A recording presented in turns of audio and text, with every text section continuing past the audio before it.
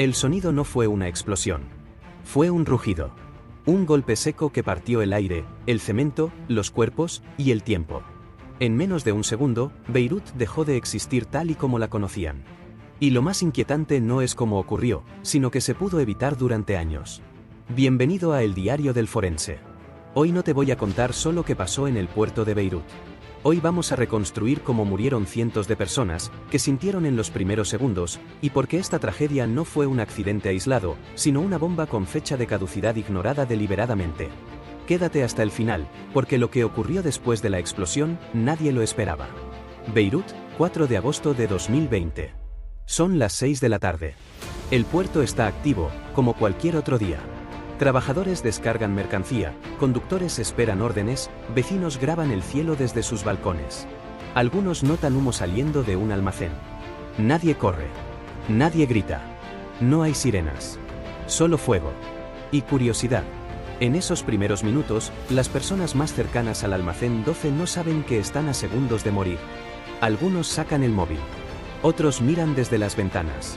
Lo que no saben es que a pocos metros de ellos hay 2.750 toneladas de nitrato de amonio, almacenadas sin medidas de seguridad desde hace casi 7 años.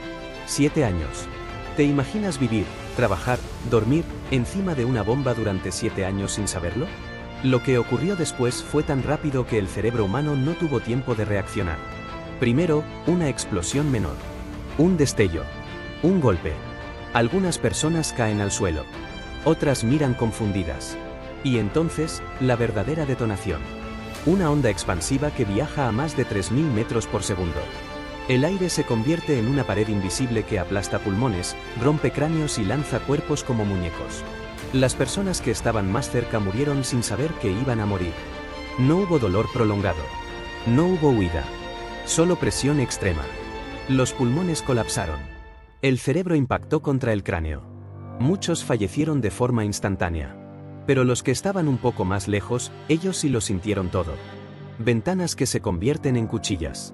Paredes que caen encima de familias enteras. Cristales clavándose en ojos, cuellos, arterias. Personas que sobreviven a la explosión inicial, pero mueren minutos después desangradas, atrapadas o asfixiadas bajo los escombros.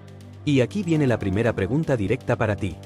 ¿Qué harías si en menos de un segundo tu ciudad se convierte en un campo de guerra? La onda expansiva recorrió más de 10 kilómetros. En algunos barrios, la gente creyó que había sido un ataque nuclear. Otros pensaron en un misil. Muchos no entendieron nada, hasta que vieron la nube. Ese hongo blanco y rojo que se elevó sobre Beirut como una firma de destrucción. Los hospitales colapsaron en minutos. Médicos heridos atendiendo a heridos. Quirófanos sin luz. Sangre en los pasillos. Personas muriendo en la entrada porque no había camas. Más de 6.000 heridos. Cientos de muertos confirmados. Y otros que nunca entraron en las estadísticas oficiales. Niños. Ancianos.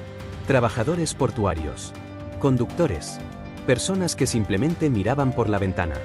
Pero lo verdaderamente perturbador no es solo cómo murieron, sino porque estaban allí esas toneladas de nitrato de amonio.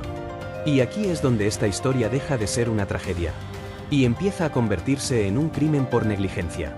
Durante años, jueces, autoridades portuarias y funcionarios sabían exactamente lo que había en ese almacén. Hubo informes. Hubo advertencias. Hubo cartas oficiales. Nadie actuó. Nadie quiso asumir la responsabilidad. Y mientras tanto, Beirut seguía viviendo, literalmente encima de la muerte. Lo que pasó después de la explosión, las investigaciones, las contradicciones y las teorías, te va a dejar claro que esta historia no terminó el 4 de agosto. Pero antes de llegar ahí, hay algo que necesitas entender. Los últimos segundos de muchas víctimas no fueron caóticos, fueron silenciosos. Personas que quedaron atrapadas bajo los escombros, conscientes, escuchando gritos, esperando ayuda que no llegó a tiempo. Otras murieron horas después por heridas que en condiciones normales habrían sido tratables. Y mientras Beirut lloraba a sus muertos, el mundo empezó a hacer la pregunta más incómoda de todas. ¿Quién permitió que esto ocurriera? Porque cuando una tragedia mata a cientos de personas, ya no es un accidente. Y lo que vas a escuchar a continuación lo confirma. La nube aún no se había disipado cuando empezaron a aparecer los primeros cuerpos.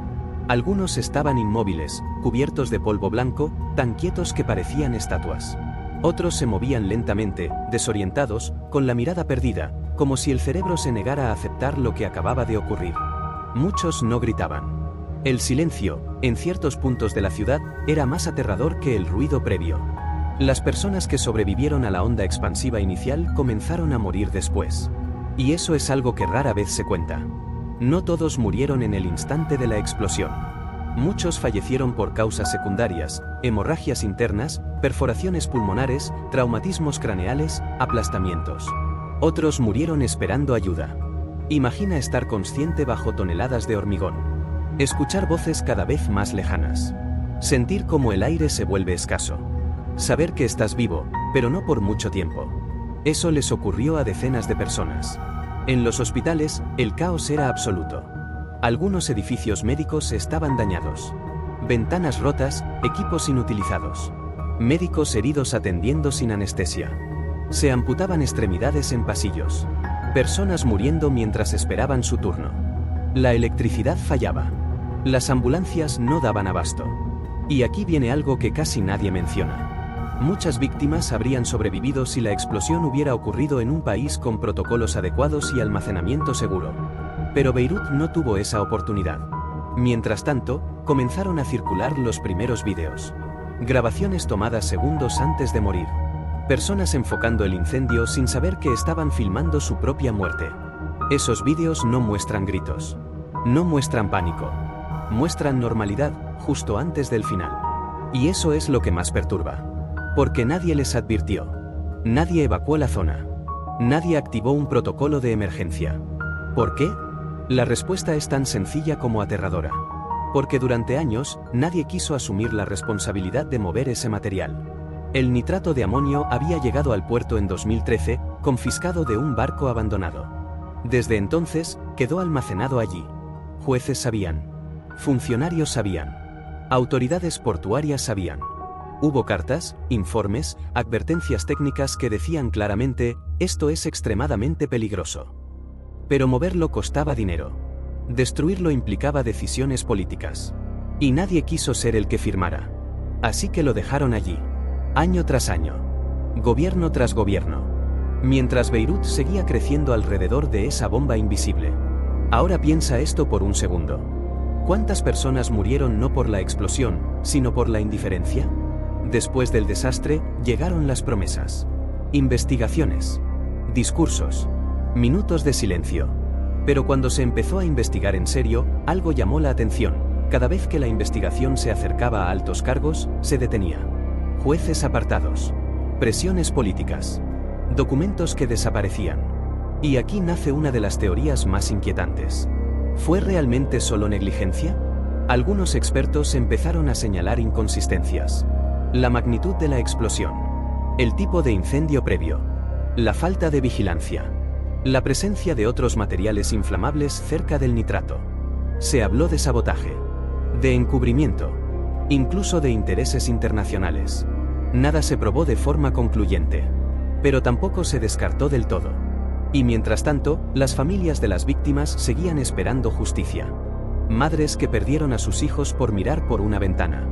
Padres que murieron yendo a trabajar como cualquier otro día. Niños que quedaron huérfanos en cuestión de segundos. Beirut no solo perdió vidas. Perdió confianza. Perdió seguridad. Perdió la idea de que alguien estaba cuidando de ellos. Y aquí viene otra pregunta directa para ti. ¿Puede una ciudad recuperarse sabiendo que sus muertos no tuvieron justicia? Porque lo más cruel de esta tragedia es que no terminó con la explosión. Continuó en los meses siguientes, con suicidios, depresiones, traumas psicológicos, personas que nunca volvieron a ser las mismas. Sobrevivir también tuvo un precio. Y aún queda lo más importante por contar. ¿Qué ocurrió con los responsables? ¿Qué se sabe hoy realmente? Y por qué esta tragedia es una advertencia para todo el mundo. Porque Beirut no es un caso aislado. Es un espejo. Y lo que refleja, da miedo. Cuando el polvo terminó de caer, Beirut ya no era la misma ciudad. No solo por los edificios destruidos, ni por el puerto convertido en un cráter gigantesco, sino por algo mucho más profundo, la certeza de que aquello no fue un accidente inevitable, sino una tragedia anunciada. Las cifras oficiales hablaban de más de 200 personas muertas. Pero quienes estuvieron allí saben que los números no cuentan toda la verdad. Porque hay muertes que no entran en las estadísticas, personas que fallecieron semanas después por infecciones, por complicaciones médicas, por heridas internas que nadie detectó a tiempo. Otras murieron lentamente, atrapadas en una depresión que nunca se curó. Beirut se llenó de fantasmas. Las noches se volvieron silenciosas. Muchos sobrevivientes no podían dormir. Cada ruido fuerte les devolvía a ese instante exacto en el que el mundo explotó frente a sus ojos. Algunos revivían la escena una y otra vez. El destello blanco, el golpe seco, el vacío, la sensación de estar muriendo sin entender por qué. Y mientras la ciudad intentaba recomponerse, la pregunta seguía flotando en el aire, más pesada que el humo que aún parecía no disiparse. ¿Quién es responsable?